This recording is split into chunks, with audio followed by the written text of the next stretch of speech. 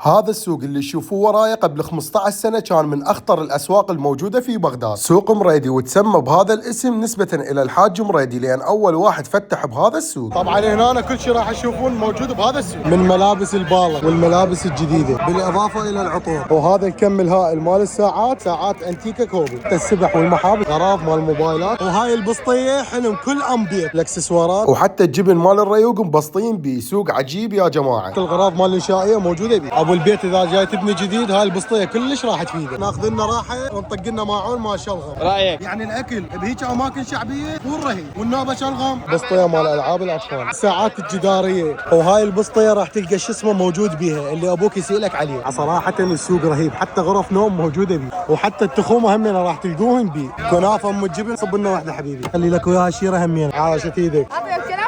البسطيه عباره عن مصغرات مال سيارات، الجمال والتفاصيل مالتها يعني سياره متكامله بس مصغره. اللي يعرفه يا موديل خليه يكتب لنا بالتعليقات. السوبر ال 85 راس تريلا كامل هو وتفاصيله. سوي لي اعلان. الكاديلاك اي دلل اسوي لك اعلان، ليش ما سالك؟ هذا البايسكل كل تفاصيله شغال. البسطيه راح تفيد الحلاقين، هاي البسطيه تفيد المهندسين، بيها بس لابتوبات. اهم شيء الموبايل لازمه بيدي، كان يقول لي موبايلك يبيع. بس شوفوا الجمال والمنظر مال البسطيه. سوق العجب طبعا. تريد تجهز بيتك تعال هنا، تريد تكشخ ملابس همين تعال هنا، شو تريد راح تلقاه موجود بهذا السوق. سوق مريدي.